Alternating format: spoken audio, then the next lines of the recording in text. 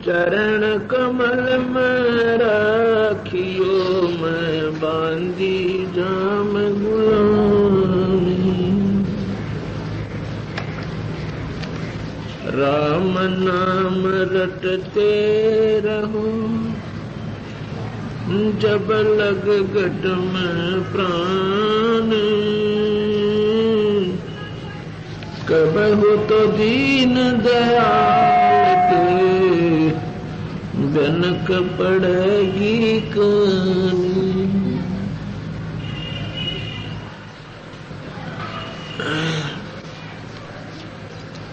आज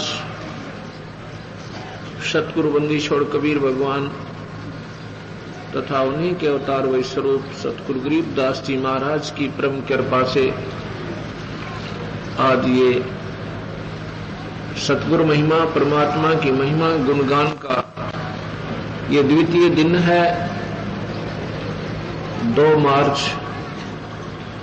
2002 ये वो शुभ दिन है कि आज ऐसे घोर कलयुग में परमात्मा की महिमा का एक विस्तृत गुणगान किया जा रहा है।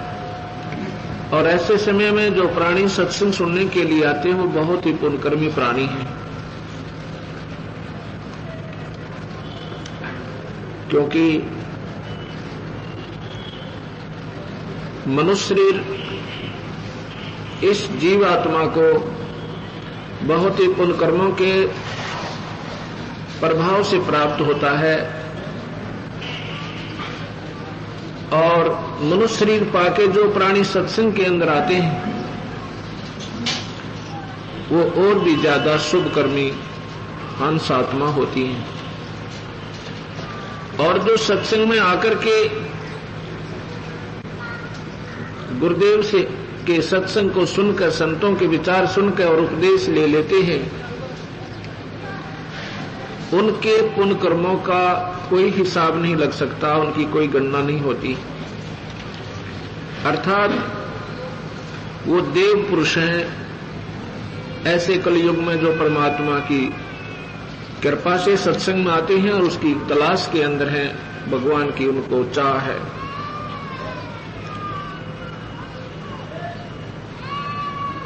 सभी संत और सभी शास्त्र यही प्रमाण देते हैं कि ये मनुष्य शरीर इतना सस्ता नहीं है जितना आपने सोच रखा है। ये देही सौंगी नहीं, महंगी रत्नों मोल।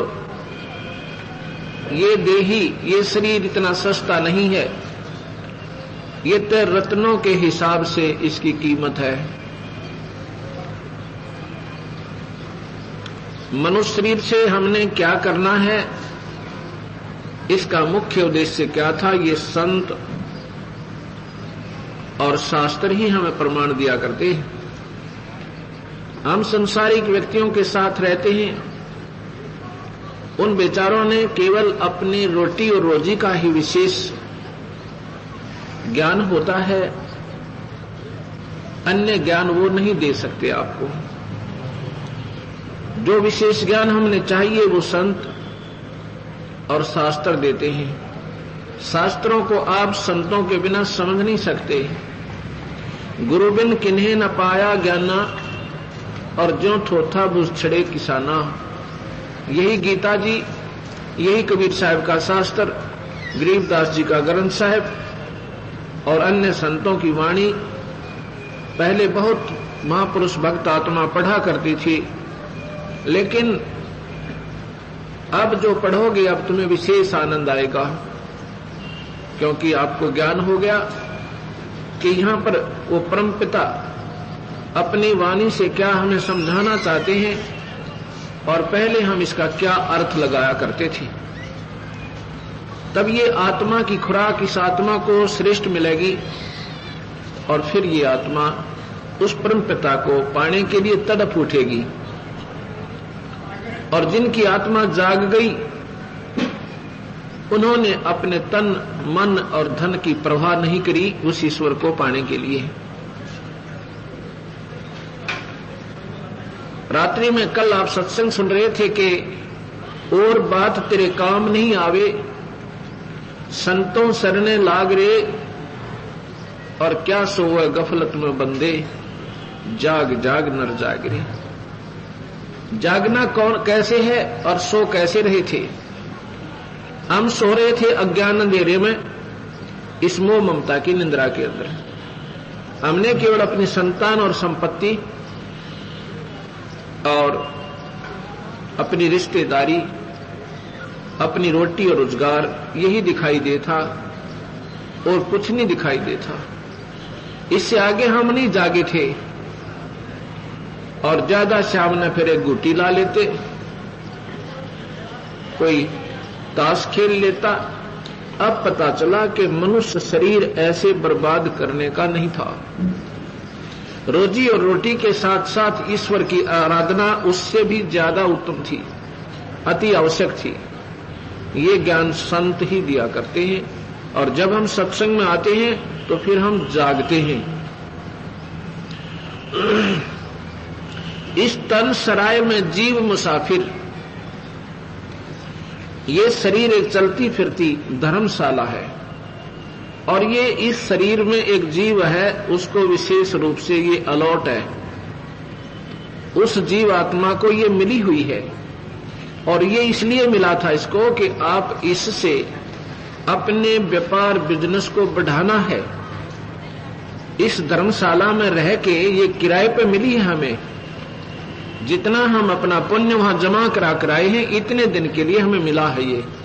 इसके बाद ये छीन लिया जाएगा जबरदस्ती, आपके पास नहीं रहेगा। इसमें हमने जो करना है, इससे जो काम करना था, इस धर्मशाला में रह के हमने यहां जो व्यापार करना था उसको हम भूल गए,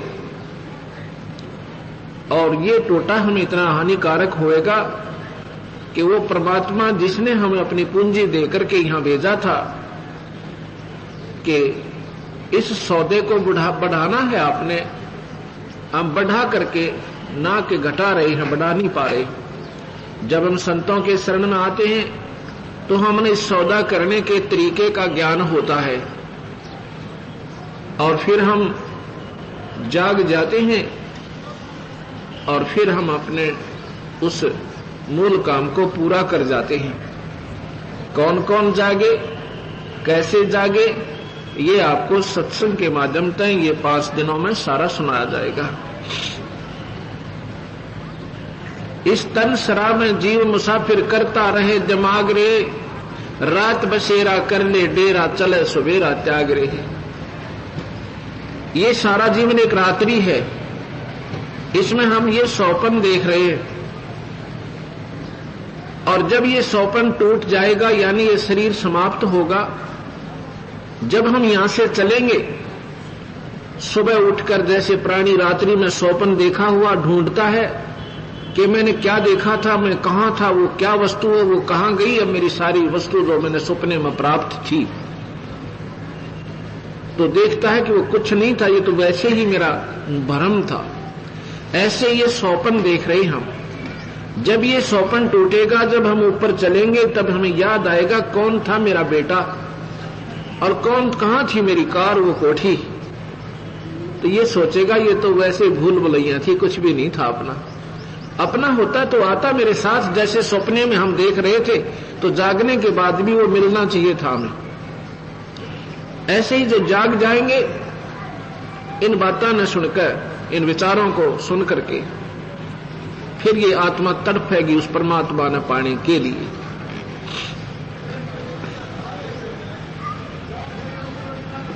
फिर कहते हैं कि इस तन सरा में जीव मुसाफिर करता रहे दिमाग रे, यानी अपने ही अटकलों से आप ही अपने ही हिसाब से ये जीव विचार विमर्श करता रहता है। जैसे आप रोजाना पेपरों में भी पढ़ो, और वैसे भी कहीं रिश्तेदारी में कहीं ना कहीं आपको जरूर सुनने को मिलता है कि वहां पर एक्सीडेंट हुआ, इतने व्यक्ति मारे गए। वो भी बेचारे ये सारे हिसाब लगाकर चले थे। कोई व्यापार में जा रहा था, कोई रिश्तेदारी में कोई बच्चे के अपने बच्चों के संयोग जोड़ने के लिए रिश्ते के लिए जा रहा था और रास्ते में एक्सीडेंट में समाप्त हो गई। अब ये विचार करना है, जितने भी हमने अपने हिसाब लगा रखे थे वो व्यर्थ रहे और ये जीवन भी चला गया। जो कार्य था हमारा वो फिर भी अधूरा रह गया।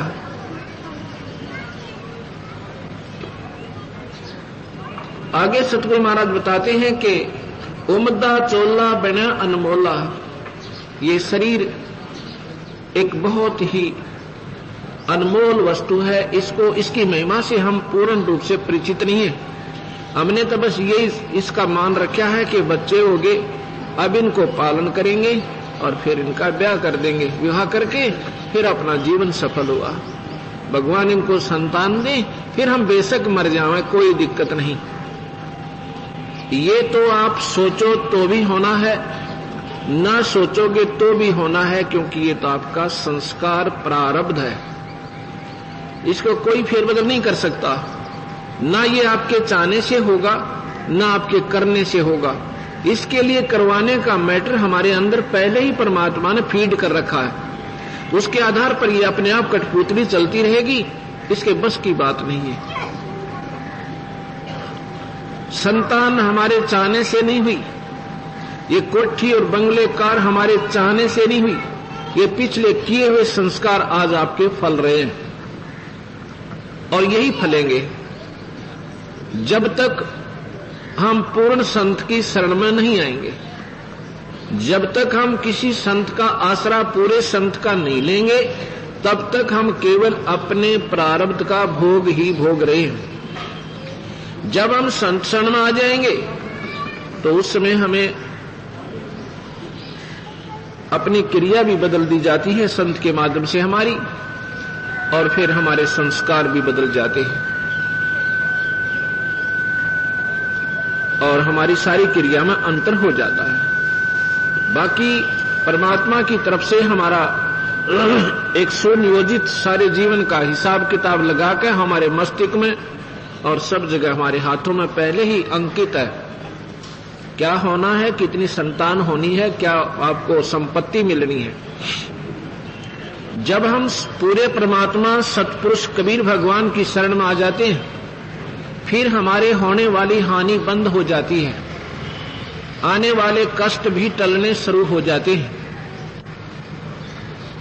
कबीर साहब कहते हैं, संत शरण में आने से आई टले बला, अर्जय मस्तिष्क में सूड़ी होवा कांटे में टल जा।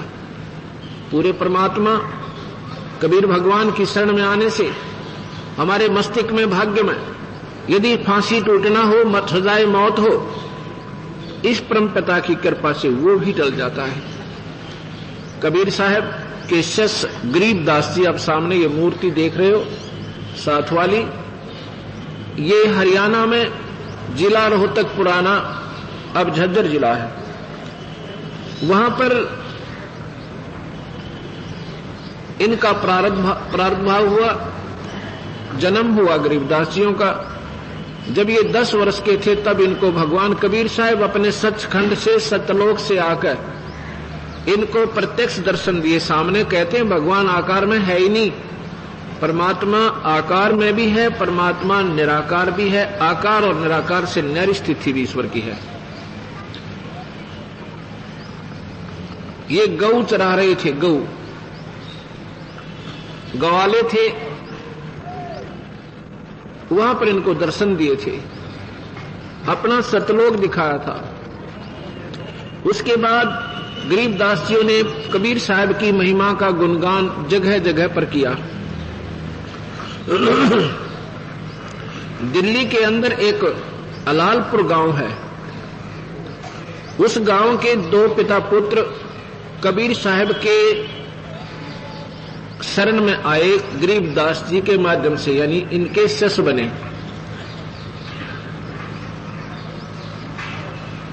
उनको एक मुकदमा चला, गरीबदास जी जा चुके थे शरीर छोड़कर,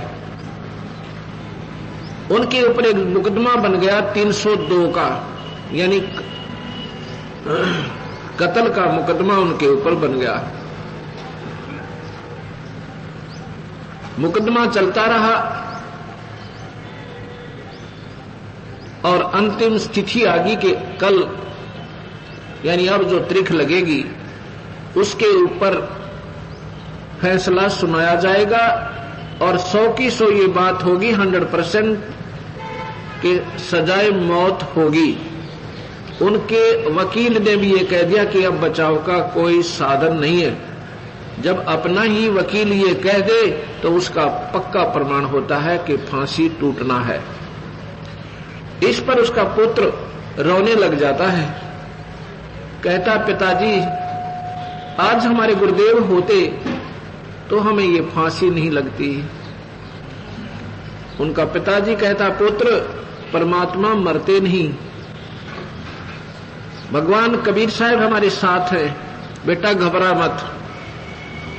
और उनकी यही इच्छा है तो फिर क्यों चिंता करे पुत्र, उनके हुक्म बिना पत्ता नहीं हिल सकता। इसमें भी हमारा कोई भला है, मर जाने में भी, अगर उनकी इच्छा होगी तो। अब क्या होता है, वो निश्चित तारीख आ जाती है, कोर्ट के अंदर दोनों मुलजिम खड़े हो जाते हैं, मजिस्ट्रेट बैठा, साथ में रीडर बैठा है। मजिस्ट्रेट फांसी की सजा सुनाकर लिख के रीडर को कहता है कि पढ़ के सुना दे इनको।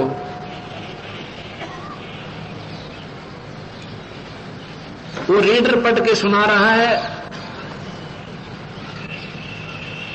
मजिस्ट्रेट ने लिखा था कि उनके दोनों के नाम लिखकर कहा, गांव सारा विवरण देकर इनको फलाने व्यक्ति के मर्डर के केस में सजाए मौत सुनाई जाती है। रीडर क्या पढ़ रहा है कि उन दोनों का नाम बोलकर फलाने गांव के फलाना पुत्र फलाना, फलाना पुत्र फला, इनको बाई इज्जत बरी किया जाता है। मजिस्ट्रेट कहता है तेरा दिमाग खराब है क्या, तू क्या पढ़ रहा है? अक्के जनाब ने ऐसे ही लिखा इसमें। उसने फिर देखा, वो कागज फाड़ दिया, अपना फैसला फाड़ दिया, दोबारा फिर लिख दिया। कहता ये कैसे लिखागा मेरे से अनजानपने में। दोबारा फिर सुनता है, सुनाता है। मजिस्ट्रेट लिखता है कि इनको सजाए मौत दी जाती है, रीडर पढ़ता है कि इनको बाई इज्जत बरी किया जाता है। तीसरी बार फिर पढ़ के लिखता है, तीसरी बार फिर स्वयं सुनाता है। उसके सामने अक्षर चेंज हो रहे हैं। मजिस्ट्रेट देख रहा है, उसकी आंखों के सामने वो अक्षर एकदम बदल रहे हैं। मजिस्ट्रेट ने कहा भाई तुमने किसी संत का आसरा ले रखा है कि हाँ हम कबीर भगवान के चरणों में पड़े हैं, हमारे गुरुदेव गरीबदास जी थे।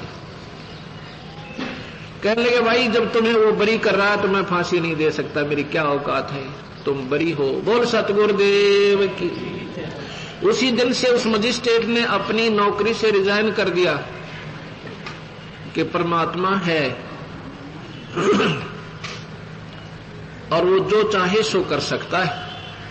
कबीर भगवान में ये शक्ति है, ये कर्म के दंड काट सकता है।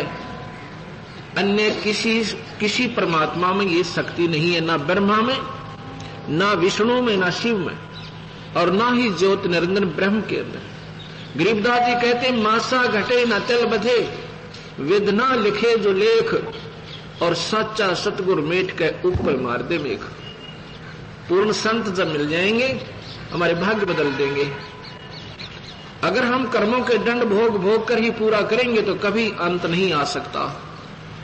ये तो कोई ऐसा संत मिला है जो हमारे इस कर्म के लेख न मिटाकर गंदे कर्म न, जैसे फसल में घास उग जावे तो वो फसल को प्रफुल्लित नहीं होने देता, उसको तो निकालना पड़ेगा, उसको काटना पड़ेगा। अब ऐसी एक दवाई चल पड़ी है कि उस घास में पानी के साथ डाल दे तो घास को जला देगी, फसल को नुकसान नहीं करती। ऐसे ही कबीर साहब का जो मंत्र है सतनाम, इससे वो पाप कट जाते हैं, ये पुण्य और ये अजब जाप सतनाम प्रफुल्लित होता है और जीव यहां से छुटकारा पा जाता है। इसलिए सतगुरु महाराज कहते हैं ये सौदा फिर नाही संतो, यो सौदा फिर नाही, यो सौदा, यो सौदा फिर नाही, ये सौदा फिर नाही रे संतो। लोहे जैसा ताव जाते हैं, लोहे है काया देह सराही संतो, यो सौदा फिर नाही, ये सौदा फिर नाही रे संतो। तीन लोक और भवन चतुर्दश, तीन लोक और सब जग सौदे आई रे संतो, ये सौदा फिर नाही, यो सौदा संतो, यो सौदा फिर नाही। दुगने तिगने किए चौगने, दुगने तिगने किए चौग, किन्हू मूल गवाई रे संतो, ये सौदा फिर नाही, यो सौदा फिर नाही रे संतो, यो सौदा फिर नाही। नर नारायण देह पाय के, नर नारायण देह के फिर 84 जाई रे संतो, यो सौदा फिर नाही, यो सौदा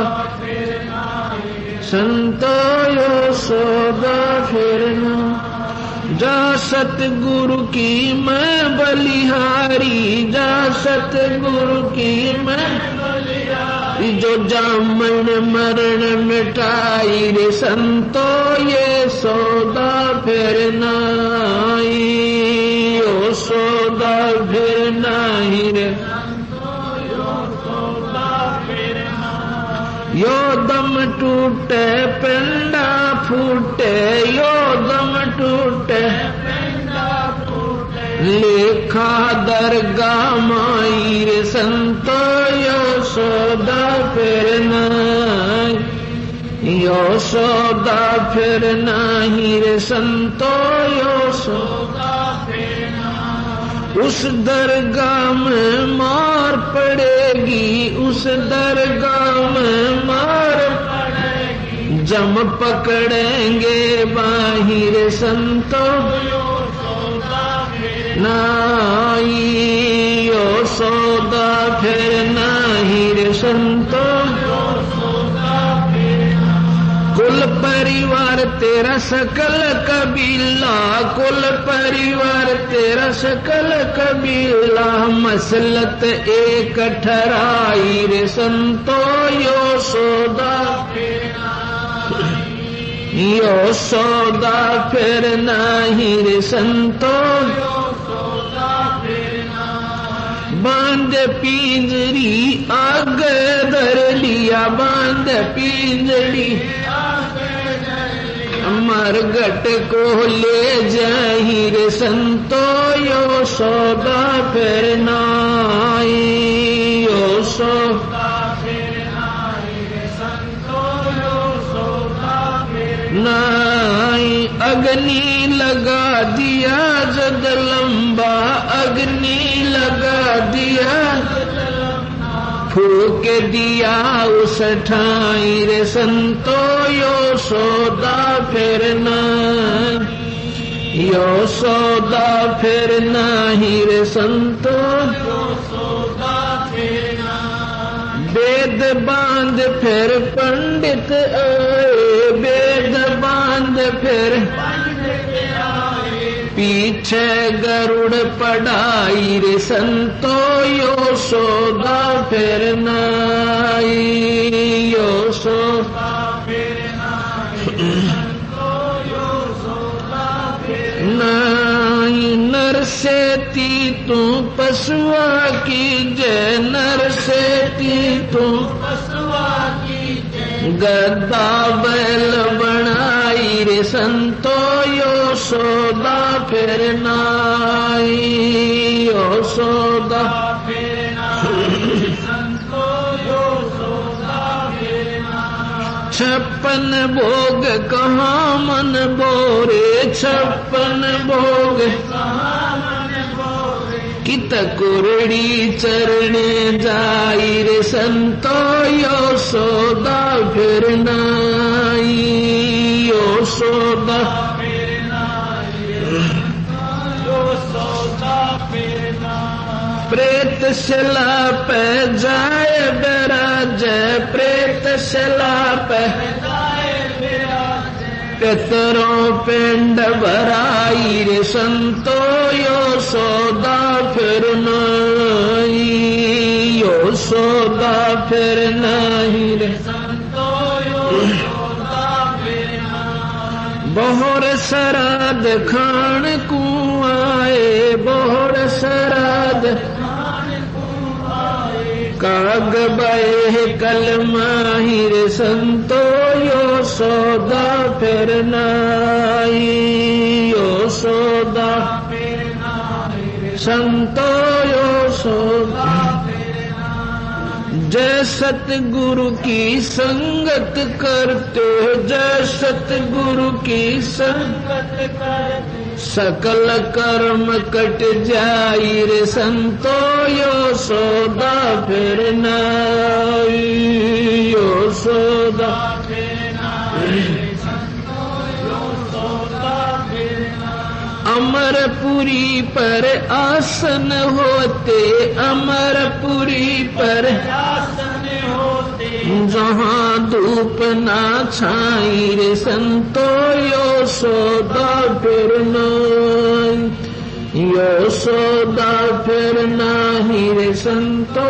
यो सौदा फिर नाई। सुरत नरत मन पवन पियाना, सुरत नरत मन पवन पियाना शब्द शब्द समाई रे संतो यो सौदा फिर नाई, यो सौदा फिर नाई रे संतो यो सौदा फिर नाई। गरीब दास गलतान मैल में, गरीब दास गलतान मैल में मिले कबीर गोसाई रे संतो यो सौदा फिर नाई, यो सौदा फिर नाई रे संतो यो सौदा फिर नाई। सत साहिब यहाँ पर कबीर साहिब के स्वरूप उनके शिष्य गरीबदास जी भगवान कहना चाहते हैं, भाई ये मनुष्य शरीर बार बार नहीं मिलता, ये सौदा, ये मनुष्य शरीर का जो बिजनेस है ये फिर नहीं बनेगा, इसमें इतना जल्दी करो जितना हो सके। कहते हैं लोहे जैसा ताब जात है ये काया दे सराही। ओए होए, एक एक बात संत की जय आत्मा तक पहुंच जाए या डटी नहीं डटा है। हम आत्मा तक ये काल इस चीज को जान नहीं देता जो इसकी निज खुराक है। ये तो हमने मन की खुराक को ज्यादा कर रखा है, जैसे अच्छे बढ़िया बढ़िया शब्द सुनना। जो भक्ति भाव के लोग हैं, भक्त आत्मा हैं, बहन भाई, उनको काल ने कहाँ उलझा दिया। अच्छे बढ़िया सुरीली आवाज के गाने वाले, शब्द गाने वाले, कबीर साहब की बानी वाले चाहिए। और यू बस सारी रात नाड़ मार के और साखी यानी ये वाणी हट गया फंद। सतनाम, सतनाम, वो सार नाम का ज्ञान नहीं हुआ और उस नाम बिना बीमारी कटे नहीं। अब कोई बीमार है और उसमें कहा गया है कि भाई दवाई खाओ, दवाई ले ले, तेरी बीमारी कट जाएगी, नहीं भयंकर होने वाली है। गाने वाले को भी है वो बीमारी, सुनाने वाले को और सुनने वाले को भी है। और दवाई को ऐसे के पास नहीं सारी रात गावें, आश्रम खोल लिए वो भी बतावें। दवाई ना उन आश्रम वालों के पास ना उनके अनुयायियों के पास, दोनों मरेंगे यानी उस बीमारी के प्रभावी होंगे। वो संत वीर, वो महंत वीर, साथ में उनके अनुयायी भी गधे बने। क्योंकि जब तक संत पूरा नहीं मिला, इन बातों के बतावनते और इनके मीठे सुरीली आवाज गावनते, यो जीव अमर सफल नहीं हो सकता। तो यहां सतगुरु महाराज कहते हैं, पद गाया मन हर्षिया और साखी का आनंद वाह जीवा। और वो नाम सही मिलानी और फिर गल में पड़ गया फंद, यानी काल फिर घसीट लेगा।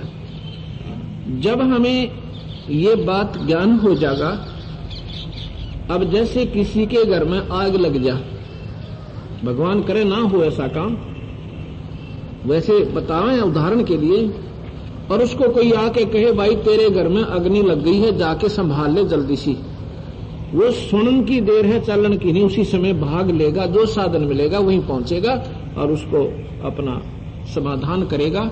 फायर ब्रिगेड न बुलावेगा, रास्ते में टेलीफोन कर जाएगा। यानी वो होश में हुआ तो, और जब उसने पी रखी शराब, फिर वो क्या कहेगा कि क्या कहा भैया, फिर बताना। वो कहेगा तेरे आग लग रही है, पीछे थोड़ी ये लगी है, अभी तो भाग ले, बचा सकता है। वो कहता है ऐसे नहीं भाई, कुछ गा के सुना है, मुझे अच्छा नहीं लगा तेरा बताना, इतना भयंकर नुकसान होने लग रहा। और फिर वो कहे मुझे गा कर सुना, क्या कह रहा है, तू नहीं भाई तू सुना, तेरी अच्छी आवाज है। हमारे साथ वो बनी हुई है, क्योंकि हमारे अंदर माया का नशा हो गया, हम होश में नहीं है। होश में हो और ये बात सुने सतगुरु की, कालजा पाट जाए इंसान का, हृदय हिल जावे, अरे तेरा गजब, गधे बनेंगे, कुत्ते बनेंगे पूरे नाम बिना, पूरे संत बिना। तो हम तुरंत जाग जावें और समाधान ढूंढें कि कहां है वो पूरा संत जिससे हमारी ये बीमार, ये नुकसान बचाए। थोड़ा तेज करो इसमें। और जो नशे में हुए नु कहेंगे हाँ भाई बहुत अच्छा, आहा, हर बात कोई बात हुई।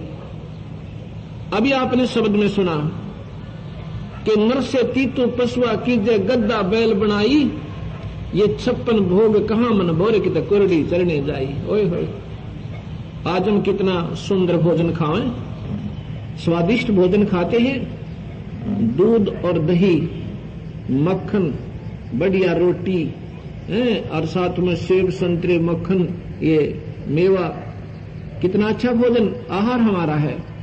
और एक परमात्मा के पूरे संत बिना और सच्चे नाम बिना ये प्राणी क्या बनेगा, गधा बने।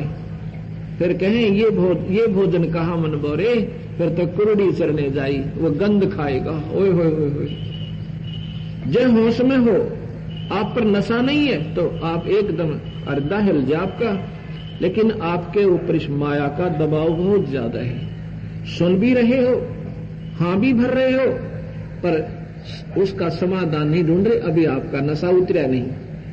कबीर साहब कहते हैं, कबीर ये माया अटपटी भाई सब गट आनड़ी, और किस किस ने समझाऊं या कुआ बांग पड़ी है।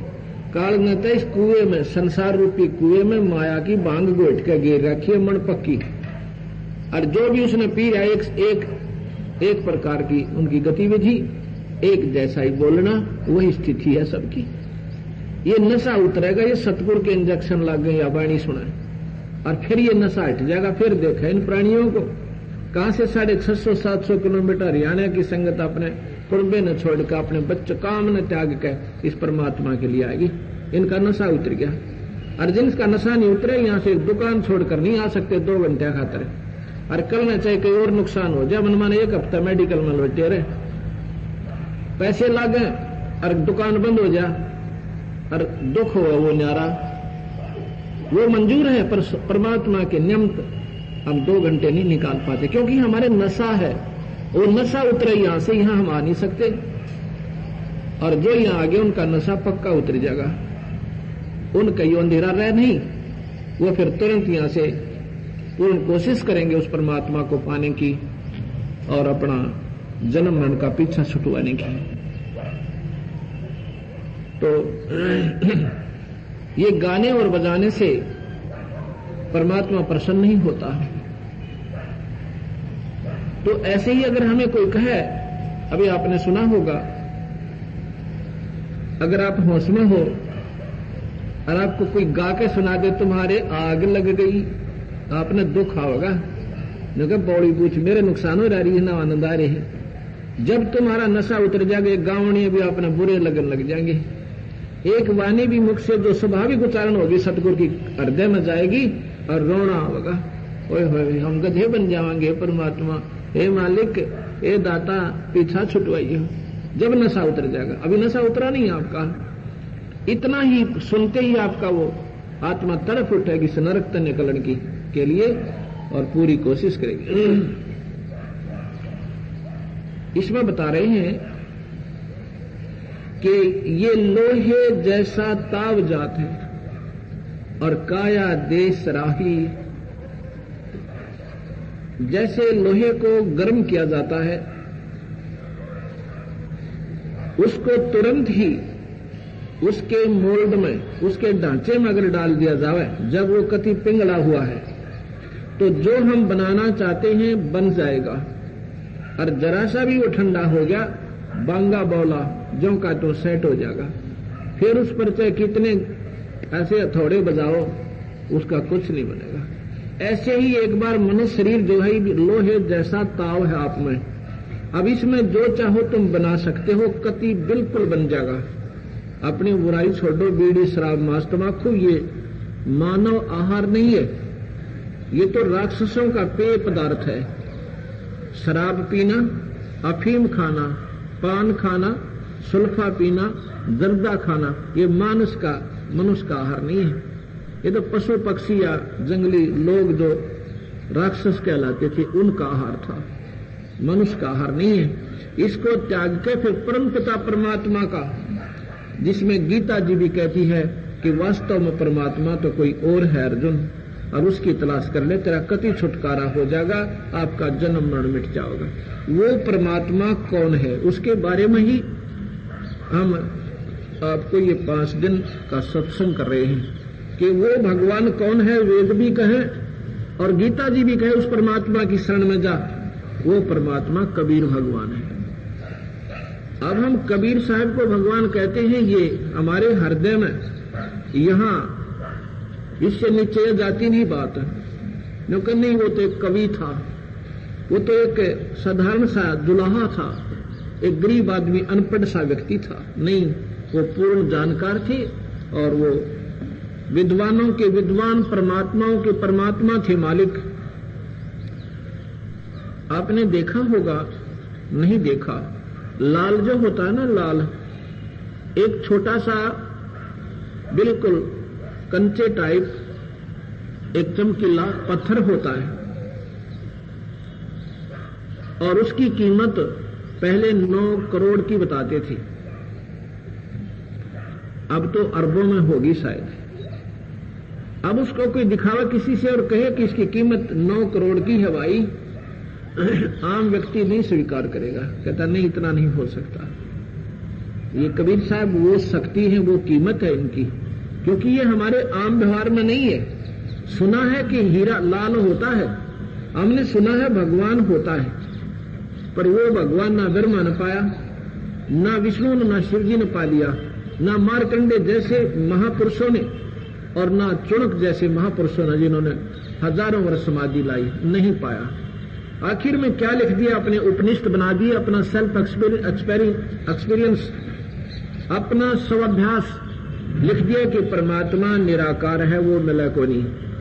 ऐसे ही मुसलमान साधकों ने कोशिश की साधना करके, लेकिन परमात्मा दृष्टि गोचर नहीं हुआ। अंत में लिख दिया परमात्मा बेचून है, बेचून माने निराकार, क्योंकि उनको वे ऑफ वर्शिप सही नहीं मिली, उनको परमात्मा के दर्शन करने की विधि सही नहीं मिली, जिसके कारण उन्होंने आखिर में अपना फैसला दे दिया कि ईश्वर जो है वो निराकार है। अब हम थोड़ी सी आपको व्याख्या करना चाहते हैं, आकार क्या होता है, निराकार क्या होता है, सरगुण क्या है, निर्गुण क्या है। अब जैसे परमात्मा को सर्वव्यापक बताया जाता है, इस बात को सभी स्वीकार करते हैं कि परमात्मा, उसको अल्लाह कहें, उसको रब कहें, उसको गॉड कहो, चाहे ईश्वर कहो, परमेश्वर कहो, वो कण कण में विद्यमान है, बिल्कुल इस बात में सभी माने, इससे कोई नकारा नहीं करता कि भगवान कण कण में नहीं है। अब जैसे वायु के अंदर हवा में पानी होता है, जल होता है वायु में, पर वो दृष्टि गोचर नहीं है, अदृश्य निराकार है और निर्गुण है, उसका कोई लाभ हमें प्राप्त नहीं हो रहा। इसको अगर हमें ये जानना चाहें कि इसमें वास्तव में पानी है या नहीं है, तो एक गिलास के अंदर बर्फ डाल दीजिए या ठंडा पानी, अच्छा ठंडा पानी, और हवा में रख दो और जून के महीने में रख देना, उसमें भी पानी आ जाएगा उसके चारों तरफ गिलास के, और पानी बहकर चल पड़ेगा बाहर से। गिलास फूटा नहीं है, गिलास बिल्कुल साबुत है, लेकिन फिर पानी कहां से आया? जो वायु में पानी था, वो वायु का पानी उस ठंडे वातावरण से चेंज हो गया, पानी में परिवर्तित हो गया, और वो इससे सिद्ध हो गया कि वायु में पानी था, लेकिन वो निराकार था, फिर आकार में भी दिखा। ऐसे ही परमात्मा के प्रगटकरण की विधि है। परमात्मा सब जगह है। वो परमात्मा आपको विशेष लाभ नहीं देता, आम लाभ देता है। जैसे वायु हमें आम लाभ दे रही है, विशेष नहीं दे रही है, वो वायुमंडल में जो पानी है। ऐसे ही बड़ा तेज कर भाई, इसमें थोड़ा सा या तो इसमें कर। जैसे गरीबदास जी महाराज कहते हैं कि थन दूधी ने चीर के जय कोई ढूंढे दूध, गरीबदास इस शरीर में हाड चाम और गूद। जैसे बिना ब्याई हुई कोई गाय भैंस बकरी, अगर उसका कोई ऑपरेशन करके देखे उसमें दूध नहीं है, उसमें दूध नहीं है। और जब वही गाय वो भैंस या बकरी जब नए दूध हुए, उसको गर्भ रहे, फिर बच्चा हुआ, और फिर देखो बाल्टी भर दे दूध की, वो दूध कहां था, कहां से आ गया? वो शरीर में ही प्रकट हुआ, शरीर में बनाया गया था अंदर, पर उसकी विधि थी बनाने की। ऐसे ही ये नाम गरीबदास जी कहते हैं थन दूधी ने चीर के जय कोई ढूंढे दूध, गरीबदास इस शरीर में हड चाम और गूद। फिर कहते हैं हड चाम की देह में अमृत दूध सर्वंत, गरीबदास इस शरीर में ऐसे है भगवंत। परमात्मा भी है शरीर में, पर वैसे नहीं आपको दर्शन होंगे उसके।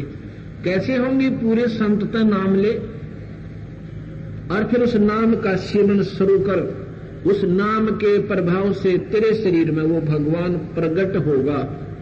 था तो पहले भी, पर उसकी विधि बिना वो बना नहीं। ऐसे ही जब हम निर्गुण और सरगुण समझेंगे, निराकार और आकार की व्याख्या समय समय आने पर आपको हम बताते रहेंगे। आज इतना ही समझें। अब आगे चलते हैं कि दुगने तिगने करे चौगने किन्हू मूल गवाही, ये सौदा फिर नाही संतो यो सौदा फिर नाही। दुगने तिगने किन्होंने किए? जिन्होंने पूरे संत की शरण मिलगी, नाम लिया और लेकर नाम, और जैसे गुरुदेव ने आदेश दिए और सिरदर्द की बाजी लगा दी, वो दुगने तिगने चौगने इस मनुष्य शरीर का ये सौदा कर देंगे। और जिनको सही मार्ग मिला नहीं, शराब पी, अपनी धंधा पीट किया और रोजी रोटी में सारा जीवन खो दिए, वो अपना मूल गवा चले। मूल गवाना तात्पर्य अपनी जो भगवान से हम श्वास रूपी पूंजी लेकर आए थे, वह व्यर्थ खो दी।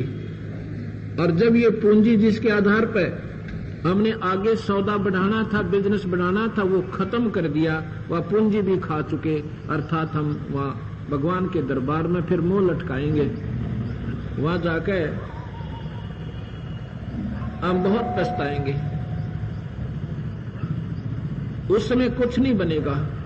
यहां पर कबीर साहब कहते अच्छे दिन पाछे गए, गुरु से किया ना हेत, इब पछतावा क्या करे, बिरा चिड़िया चुगगी खेत।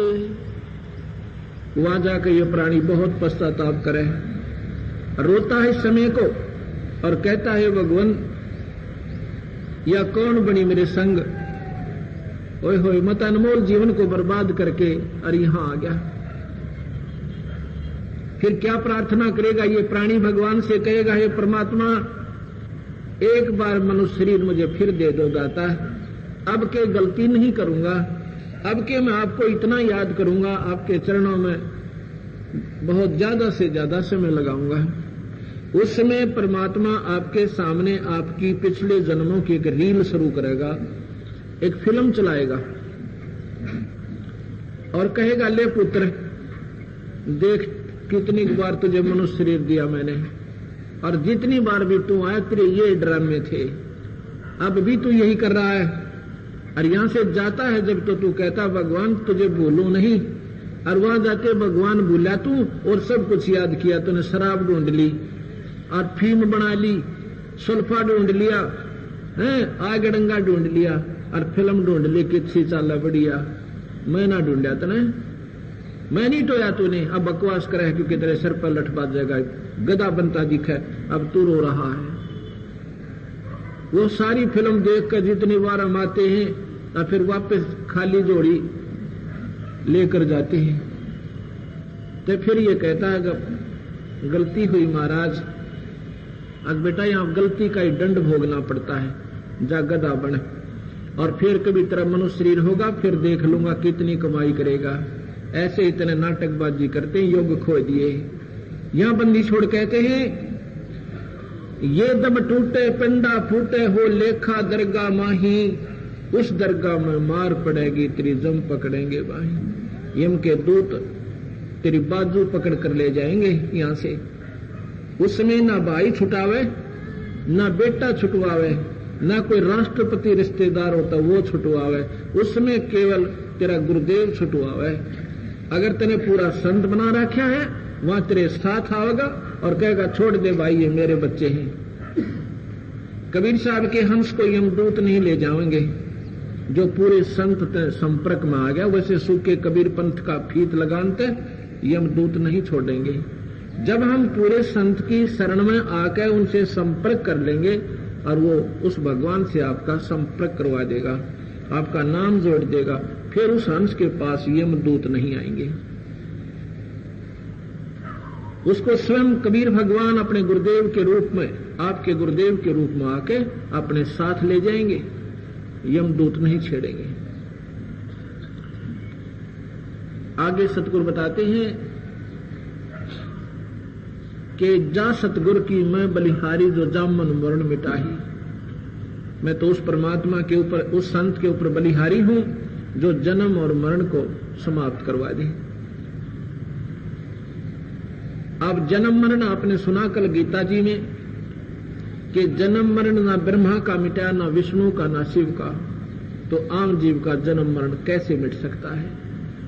क्योंकि साधना हम भगवान ब्रह्म तक की कर रहे हैं, ब्रह्म की साधना से जीव का जन्म मरण नहीं मिटता। कर्म आधार पर स्वर्ग महास्वर्ग 84 लाख दुनिया जीव की बनी रहेंगी।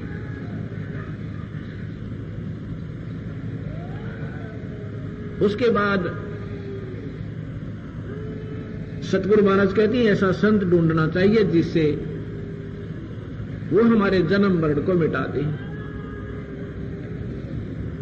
आगे बताते हैं कि कुल परिवार तेरा सकल कबीला मसलत एक ठराही, जब ये शरीर छूट जाता है तो सभी आस पड़ोस के रिश्ते भाईचारा आपका कुल परिवार इकट्ठा होता है और कहता है भाई अब इसको उठाओ जल्दी, अब यहां से इसको ले चलो, अब इस मिट्टी में कुछ नहीं रहा है, सब ले जाकर के और वहां आपको शमशान घाट में जाकर फूंक देंगे।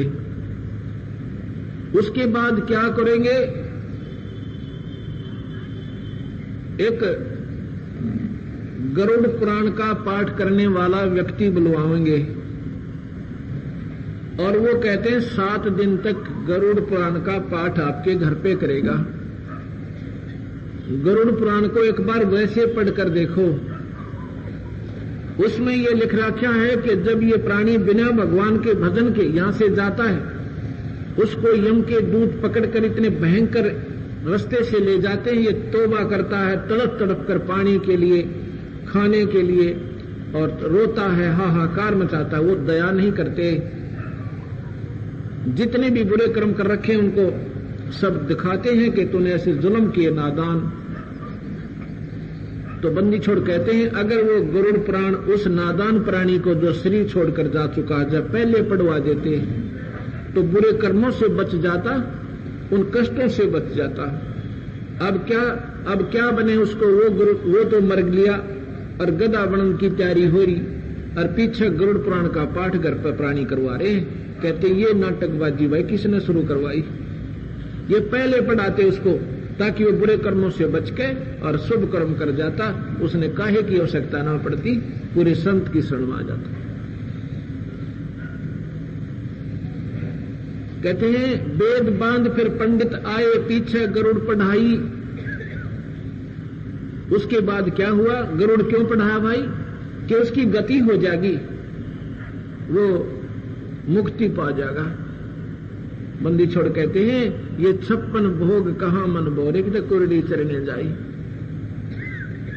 नर सेती तू पशुआ कीजे गद्दा बैल बनाई, ये 56 भोग कहां मन बोरे कि कुरडी चरने जाई।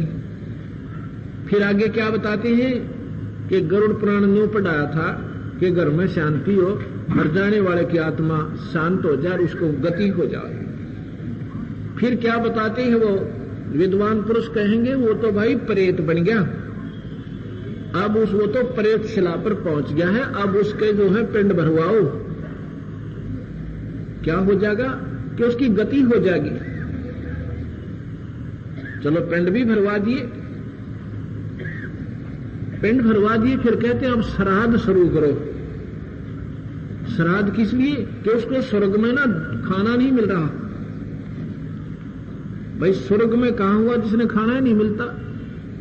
जो स्वर्ग में गया है उसको वहां खाने की कमी कोई ना, वो तो स्वर्ग में गया ही नहीं है। जब तुम कह रहे हो कि उसको खाना नहीं मिल रहा, उसको पानी नहीं मिल रहा, तो बंदी छोड़ कहते हैं मान लीजिए आपकी बात को हम ऊपर रखते हैं कि पिंड भरवाने से उसकी भूत जोनी छूट जाएगी, प्रेत जोनी छूट जाएगी विधिवत अगर पिंड भरवा दिए गए तो, और फिर वो गधा बन जाएगा। बता के गति करवाई।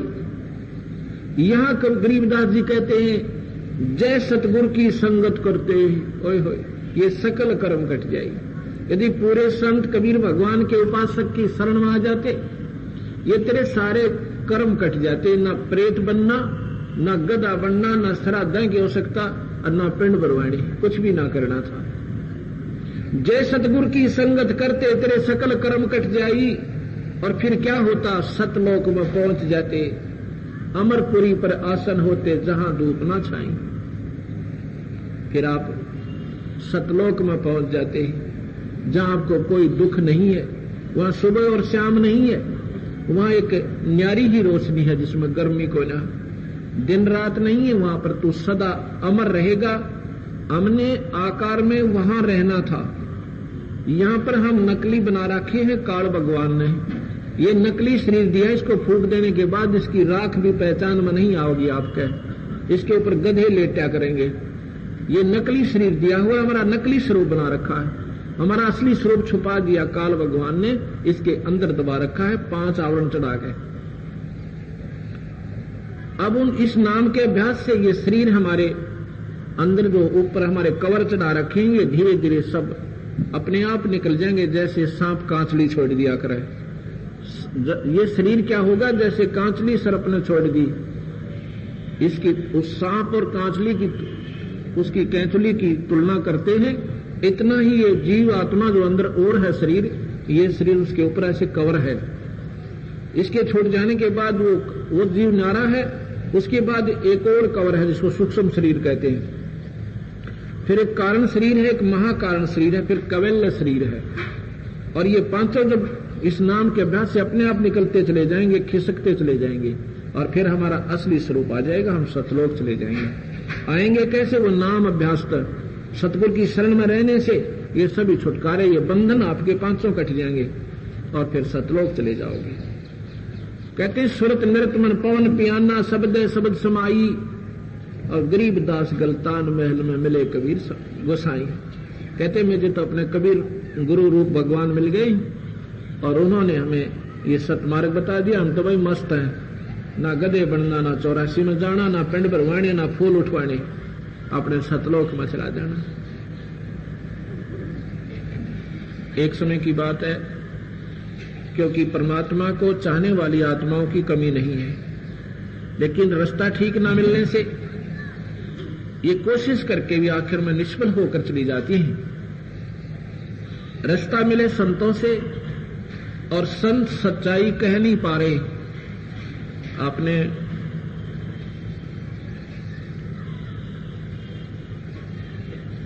सभी संतों के सत्संग सुने होंगे। जैसी भी साधना आम जीव कर रहा है वो संत उसी को ही जो कि तुम बता करके और अपने सत्संग को समापन कर जाते हैं। और जब तक इस जीव ने सच्चा ज्ञान नहीं होगा ये ऐसे ही दुख पाता रहेगा। एक समय की बात है, एक धर्मदास नाम के बहुत ही बड़े सेठ थे। बांधवगढ़ एक नगरी थी और वहां के एक राजा थे यजुर्देव। जब उस नरेश को, उस राजा को कोई वित्तीय आवश्यकता पड़ती थी, धन की कमी हो जाती थी, कोई फल डालते या कोई सूखा पड़ जाने से, तो धर्मदास के पिताजी से वो बांधवगढ़ नरेश धन की सहायता एज ए लोन उधार लिया करता था। यानी इतना पैसा धर्मदास जी के पास था।